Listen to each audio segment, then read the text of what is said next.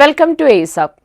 നമ്മൾ ഇന്ന് ഡിസ്കസ് ചെയ്യുന്നത് തിരുവിതാംകൂർ എന്ന് പറയുന്ന നാട്ടുരാജ്യം ഭരിച്ച 2 വനിതാ ഭരണാധികാരികളെ കുറിച്ചാണ്.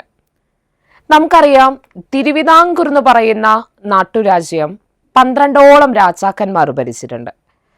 12 രാജാക്കന്മാരിൽ തിരുവിതാംകൂർ എന്ന് പറയുന്ന നാട്ടുരാജ്യം സ്ഥാപിക്കുന്നത് ആധുനിക തിരുവിതാംകൂറിന്റെ സ്ഥാപകൻ എന്നറിയപ്പെടുന്ന ഭരണാധികാരിയാണ് അനിഴം തിരുനാൾ മാർത്താണ്ഡവർമ്മ. ആരാണ്? അനിഴം തിരുനാൾ മാർത്താണ്ഡവർമ്മ. അതേസമയം ആ നാട്ടുരാജ്യം ഏറ്റവും കൂടുതൽ കാലം ഭരിച്ച ഭരണാധികാരിയുടെ പേരാണ് കാർത്തിക തിരുനാൾ എന്ന് പറയുന്നത്. അതേസമയം ഓർത്തുവെക്കുക, ആ നാട്ടുരാജ്യം ഏറ്റവും കുറച്ചു കാലം ഭരിച്ചത് നമ്മുടെ റാണി ഗൗരി ലക്ഷ്മിഭായിയുമാണ്. തിരുവിതാംകൂർ എന്ന് പറയുന്ന നാട്ടുരാജ്യത്തിന്റെ അവസാനത്തെ ഭരണാധികാരിയുടെ പേരാണ് ശ്രീ ചിത്തിര തിരുനാൾ ബാലരാമവർമ്മ. 1931 മുതൽ 1949 വരെ ആ നാട്ടുരാജ്യം ഭരിച്ചത് ചിത്തിര തിരുനാളായിരുന്നു. അതിനുശേഷം തിരുവിതാംകൂർ എന്ന് പറയുന്ന നാട്ടുരാജ്യത്തിനെയും കൊച്ചി എന്ന് പറയുന്ന നാട്ടുരാജ്യത്തിനെയും സംയോജിപ്പിച്ചുകൊണ്ട് 1949 ജൂലൈ 1 തിരുകൊച്ചി സംസ്ഥാനം രൂപീകരിക്കുകയും ചെയ്തു. അപ്പോൾ ഓർത്തു വയ്ക്കണം, തിരുവിതാംകൂർ നാട്ടുരാജ്യം സ്ഥാപിക്കുന്നത് ആധുനിക തിരുവിതാംകൂറിന്റെ സ്ഥാപകൻ അനിഴം തിരുനാൾ മാർത്താണ്ഡവർമ്മ. ആ നാട്ടുരാജ്യം ഏറ്റവും കൂടുതൽ കാലം ഭരിച്ച ഭരണാധികാരി കാർത്തിക തിരുനാള്. ആ നാട്ടുരാജ്യം ഏറ്റവും കുറച്ചു കാലം ഭരിച്ചത് റാണി ഗൗരി ലക്ഷ്മിഭായ്. ആ നാട്ടുരാജ്യം കണ്ട ഏറ്റവും അവസാനത്തെ ഭരണാധികാരി 12ാമത്തെ ഭരണാധികാരി ശ്രീ ചിത്തിര തിരുനാളാണ്. നമുക്ക് നോക്കാം, ആ നാട്ടുരാജ്യത്തിലെ ഏറ്റവും പ്രശസ്തരായിട്ടുള്ള 3 വനിതാ ഭരണാധികാരികളിൽ 2 ആളുകളെയാണ് നമ്മൾ ഇപ്പോൾ പഠിക്കുന്നത്. അതിലാദ്യം ആ നാട്ടുരാജ്യം ഭരിച്ച ആദ്യ വനിതാ ഭരണാധികാരിയുടെ പേരാണ് റാണി ഗൗരി ലക്ഷ്മിഭായ്. ആരാണ്? റാണി ഗൗരി ലക്ഷ്മിഭായ്. റാണി ഗൗരി ലക്ഷ്മിഭായിയുടെ ഭരണ കാലഘട്ടം എന്ന് പറയുന്നത് 1810 മുതൽ 1815 വരെയാണ്. എത്ര മുതൽ എത്ര വരെയാണെന്ന് പറഞ്ഞത്? 1810 മുതൽ 1815 വരെയാണ്. തിരുവിതാംകൂറിലെ ആദ്യ വനിതാ ഭരണാധികാരി. നമ്മൾ പറഞ്ഞു, ആ നാട്ടുരാജ്യം ഭരിച്ച ആദ്യ വനിതയായിരുന്നു അവരെ. പിന്നെയും നമ്മൾ പറഞ്ഞു, തിരുവിതാംകൂർ എന്ന് പറയുന്ന നാട്ടുരാജ്യം ഭരിച്ച ഏറ്റവും കുറച്ചു കാലം മാത്രം ഭരിച്ച ഭരണാധികാരി 1812 ഡിസംബർ 5. ഉറപ്പിച്ചു പറഞ്ഞ എന്താന്നുള്ളത് അവരുമായി ബന്ധപ്പെട്ട് PSC ഏറ്റവും കൂടുതൽ ചോദിക്കുന്ന ക്വസ്റ്റ്യൻ ആണ്. 1812 ഡിസംബർ 5 തിരുവിതാംകൂറിൽ നിലനിന്ന അടിമ കച്ചവടം നിർത്തലാക്കിയ ഭരണാധികാരിയായിരുന്നു. തിരുവിതാംകൂറിൽ നിലനിന്നിരുന്ന അടിമ കച്ചവടം നിർത്തലാക്കിയ ഭരണാധികാരി ആരാണെന്ന് ചോദിക്കാറുണ്ട്. റാണി ഗൗരി ലക്ഷ്മിഭായി ആണ്. അതേസമയം എന്ന് നിർത്തലാക്കിയെന്ന് ചോദിക്കാറുണ്ട്. 1812 ഡിസംബർ 5 അതേസമയം ഓർത്തു വയ്ക്കണം, 1811 ദേവസ്വങ്ങളുടെ ഭരണം, ക്ഷേത്രങ്ങളുടെ ഭരണം, തിരുവിതാംകൂറിലെ ക്ഷേത്രങ്ങളുടെ ഭരണം സർക്കാർ ഏറ്റെടുത്ത സമയത്തെ ഭരണാധികാരിയും റാണി ഗൗരി ലക്ഷ്മിഭായി ആണ്. ഓർത്തു വയ്ക്കണം, ആരായിരുന്നു? റാണി ഗൗരി ലക്ഷ്മിഭായി ആണ്. ഇനി നോക്കുക, തിരുവിതാംകൂർ എന്ന് പറയുന്ന നാട്ടുരാജ്യത്തിൽ അലോപ്പതി ചികിത്സാ രീതിയും വാക്സിനേഷനും നടപ്പിലാക്കി. എന്താ നടപ്പിലാക്കിയത്?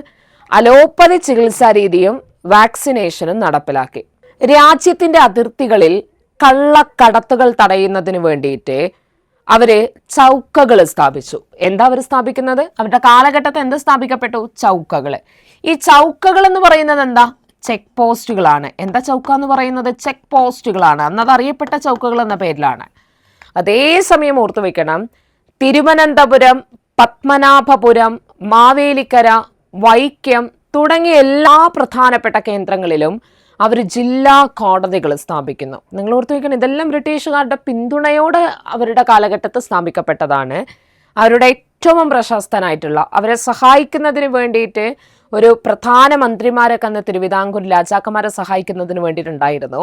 ആ പ്രധാനമന്ത്രിമാർ അറിയപ്പെട്ടത് ദിവാൻ എന്ന സ്ഥാനപ്പേര് അല്ലെങ്കിൽ ദളവ എന്നുള്ള സ്ഥാനപ്പേരോടൊക്കെ കൂടിയിട്ടായിരുന്നു. തിരുവിതാംകൂറിലെ, അതായത് റാണി ഗൗരി ലക്ഷ്മിഭായിയുടെ ഏറ്റവും പ്രധാനപ്പെട്ട ഒരു ദിവാനായിരുന്നു കേണൽ മൺട്രോ എന്ന് പറയുന്നത്. ആരായിരുന്നു? Colonel Munro. അപ്പോൾ ഓർത്തു വെക്കണം, ആരാണ്? കേണൽ മൺട്രോ ആണ്. അതേസമയം ഓർത്തു വയ്ക്കുക, അവരുടെ മറ്റൊരു പ്രധാനപ്പെട്ട ദിവാനായിരുന്നു ഉമ്മിണിത്തമ്പി എന്ന് പറയുന്നത്. നിങ്ങളിവിടെ ശ്രദ്ധിക്കേണ്ടത്, തിരുവിതാംകൂർ നാട്ടുരാജ്യത്തിലെ ആദ്യത്തെ ബ്രിട്ടീഷുകാരനായിട്ടുള്ള ദിവാന്റെ പേരാണ് കേണൽ മൺട്രോ എന്ന് പറയുന്നത്. ഈ തിരുവിതാംകൂർ നാട്ടുരാജ്യത്തിന്റെ നിയമസംഹിത എന്നറിയപ്പെടുന്നത് ചട്ടവരിയോലകൾ എന്ന് പറയുന്ന ഗ്രന്ഥമാണ്. ഏതാണ്? ചട്ടവരിയോലകൾ. ചട്ടവരിയോലകൾ എഴുതി തയ്യാറാക്കിയത് ആരാന്ന് ചോദിക്കാറുണ്ട്. ആരാണ്? കേണൽ മൺട്രോ ആണ്. അപ്പോൾ ഓർത്തു വെക്കുക, എത്ര കാലം ഭരിച്ചു എന്ന് ചോദിക്കാറുണ്ട്. 1810 മുതൽ 15 വരെ. അവരാദ്യ വനിതാ ഭരണാധികാരിയായിരുന്നു. ഏറ്റവും കുറച്ച് കാലം ഭരിച്ച ഭരണാധികാരിയായിരുന്നു അവർ. 1812 ഡിസംബർ 5 അവർ തിരുവിതാംകൂറിൽ നിലനിന്നിരുന്ന അട്ടിമ കച്ചവടം നിർത്തലാക്കുന്നു. 1811 ദേവസ്വങ്ങളുടെ ഭരണം സർക്കാർ ഏറ്റെടുത്ത സമയത്ത് ഭരണാധികാരിയും അവരായിരുന്നു. തിരുവിതാംകൂർ നാട്ടുരാജ്യത്തിൽ വാക്സിനേഷനും അലോപ്പതി ചികിത്സാ രീതിയും നടപ്പിലാക്കിയത് അവരായിരുന്നു. രാജ്യത്തിന്റെ അതിർത്തികളിൽ കള്ളക്കടത്തുകൾ തടയുന്നതിന് വേണ്ടിയിട്ട് അവർ എന്ത് സ്ഥാപിക്കുന്നു? ചൗക്കകൾ സ്ഥാപിക്കുന്നു, ചെക്ക് പോസ്റ്റുകൾ സ്ഥാപിക്കുന്നു. തിരുവനന്തപുരം, പത്മനാഭപുരം, മാവേലിക്കര, വൈക്കം തുടങ്ങിയ എല്ലാ പ്രധാനപ്പെട്ട കേന്ദ്രങ്ങളിലും അവർ ജില്ലാ കോടതികൾ സ്ഥാപിച്ചു. പ്രധാന ദിവാൻമാർ 1 കേണൽ മൺട്രോ, 2 ഉമ്മിണിത്തമ്പിയാണ്. ഇനി നമുക്ക് നോക്കാം, തിരുവിതാംകൂർ നാട്ടുരാജ്യം ഭരിച്ച രണ്ടാമത്തെ വനിതാ ഭരണാധികാരിയുടെ പേരാണ് റാണി ഗൗരി പാർവതിഭായ് എന്ന് പറയുന്നത്. ആരാണ്? റാണി ഗൗരി പാർവതിഭായ്. നമ്മുടെ റാണി ഗൗരി ലക്ഷ്മിഭായ്ക്ക് ശേഷം പിന്നീട് ഭരിക്കുന്നത് പാർവതിഭായ് ആണ്. അവരുടെ ഭരണകാലഘട്ടം 1815 മുതൽ 1829 വരെയാണ്. എത്ര മുതൽ എത്ര വരെയാണ്? 1815 മുതൽ 1829 വരെയാണ്. തിരുവിതാംകൂറിലെ ആദ്യത്തെ മുഴുവൻ സമയ റീജന്റ് ഭരണാധികാരിയായിരുന്നു അവര്. അതായത് രാജാവിന് സ്വാതിരുന്നാളിന് പ്രായപൂർത്തി ആകാത്തത് കൊണ്ട് താൽക്കാലികമായി ഭരണം ഏറ്റെടുത്ത ഭരണാധികാരിയായിരുന്നു അവര്.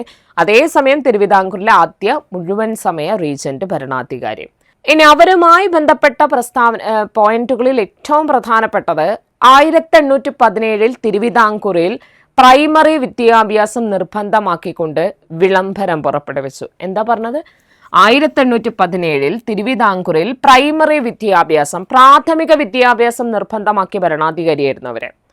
അതേസമയം അതേ വർഷം തന്നെയാണ് വിദ്യാലയങ്ങൾ സർക്കാർ ഏറ്റെടുത്ത സമയത്ത് ഭരണാധികാരിയും ആര് തന്നെയാണ്? റാണി ഗൗരി ലക്ഷ്മിഭായ് തന്നെയാണ്. ഓർത്തു വെക്കേണ്ടത്, ഈ വിദ്യാഭ്യാസത്തിന് നല്ല പ്രാധാന്യം കൊടുത്ത ഒരാളായിരുന്നു റാണി ഗൗരി പാർവതിഭായ് എന്ന് പറയുന്നത്. ലണ്ടൻ മിഷൻ സൊസൈറ്റിയുടെയും ചർച്ച് മിഷൻ സൊസൈറ്റിയുടെ ഒക്കെ പ്രവർത്തനങ്ങൾക്ക് നല്ല പ്രോത്സാഹനം അവർ നൽകിയിട്ടുണ്ടായിരുന്നു. അതേസമയം ഓർത്തു വയ്ക്കുക, പാവപ്പെട്ടവർക്ക്, അവരുടെ ഭരണകാലഘട്ടത്തെ പാവപ്പെട്ടവർക്ക് വീടുകളെല്ലാം ഓടുമേയാനുള്ള അവകാശം നൽകിക്കൊണ്ടുള്ളൊരു വിളംബരമൊക്കെ അവർ പുറപ്പെടുവിച്ചിട്ടുണ്ടായിരുന്നു. പാവപ്പെട്ടവർക്ക് വീടുകൾ ഓടുമേയുന്നതിനുള്ള അവകാശം നൽകിക്കൊണ്ട് വിളംബരം പുറപ്പെടുവിച്ചു. അതേസമയം എല്ലാ ജാതിയിൽപ്പെട്ടവർക്കും സ്വർണത്തിലും വെള്ളിയിലും തീർത്ത ആഭരണങ്ങൾ അണിയുന്നതിന് അവകാശം നൽകിക്കൊണ്ട് അടിയറ പണം എന്ന് പറയുന്ന വ്യവസ്ഥ അവർ നിർത്തലാക്കി. ഓർത്തുവെക്കണം, പണ്ട് കാലഘട്ടത്തെ എല്ലാ താഴ്ന്ന ജാതിയിൽപ്പെട്ട ആളുകൾക്ക് സ്വർണത്തിലും വെള്ളിയിലൊന്നും തീർത്ത ആഭരണങ്ങൾ ധരിക്കാനുള്ള അവകാശം ഉണ്ടായിരുന്നില്ല. അപ്പൊ ഇതെല്ലാം ഒഴിവാക്കിക്കൊണ്ട്, ഈ അടിയറപ്പണം എന്ന് പറയുന്ന വ്യവസ്ഥ തന്നെ ഒഴിവാക്കിക്കൊണ്ട് എല്ലാ ജാതിയിൽപ്പെട്ടവർക്കും സ്വർണത്തിലും വെള്ളിയിലും തീർത്ത ആഭരണങ്ങൾ ധരിക്കാൻ അവകാശം നൽകിക്കൊണ്ട് അവരെന്ത് ചെയ്യുന്നു? അടിയറപ്പണം എന്ന് പറയുന്ന വ്യവസ്ഥ നിർത്തലാക്കുന്നു. വേളി കായലിനെയും കഠിനംകുളം കായലിനെയും ബന്ധിപ്പിക്കുന്ന ജലപാതയായ പാർവതി പുത്തനാർ പണി കഴിപ്പിച്ചു. എന്താ പണി കഴിപ്പിച്ചത്? പാർവതി പുത്തനാര്. അപ്പോൾ ഓർത്തു വെക്കണം, എന്ത് പണി കഴിപ്പിച്ചു എന്നാ പറഞ്ഞത്? പാർവതി പുത്തനാര് പണി കഴിപ്പിച്ചു. അതേസമയം ഓർത്തു വെക്കുക, ഈ സർക്കാർ ഉദ്യോഗങ്ങളിൽ ശമ്പളമില്ലാതെ ജോലി ചെയ്യുന്ന വ്യവസ്ഥ നിർത്തലാക്കിയ ഭരണാധികാരി കൂടിയാണ് ആര്? റാണി ഗൗരി പാർവതിഭായ് എന്ന് പറയുന്നത്. അപ്പോൾ ഇവിടെ ഓർത്തു വെക്കേണ്ടത്, ആദ്യ മുഴുവൻ സമയ റീജന്റ് ഭരണാധികാരി, പ്രാഥമിക വിദ്യാഭ്യാസം നിർബന്ധമാക്കിക്കൊണ്ട് വിളംബരം പുറപ്പെടുവിച്ചു 1817.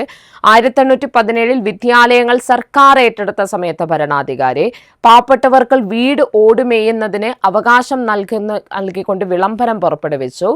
എല്ലാ ജാതിയിൽപ്പെട്ടവർക്കും സ്വർണത്തിലും വെള്ളിയിലും തീർത്ത ആഭരണങ്ങൾ ധരിക്കാൻ അവകാശം നൽകിക്കൊണ്ട് അടിയറ പണം എന്ന് പറയുന്ന വ്യവസ്ഥ തന്നെ നിർത്തലാക്കുന്നു. വേളി മുതൽ കഠിനംകുളം വരെയുള്ള ജലപാതയായ പാർവതി പുത്തനാർ പണി കഴിപ്പിച്ചതും റാണി ഗൗരി പാർവതിഭായിയുടെ കാലഘട്ടത്താണ്. അപ്പൊ ഇത്ര കാര്യങ്ങൾ 2 വനിതാ ഭരണാധികാരികൾ തിരുവിതാംകൂർ ഭരിച്ച. അപ്പൊ വീണ്ടും മറ്റൊരു ടോപ്പിക്കുമായി കാണാം. Thank you.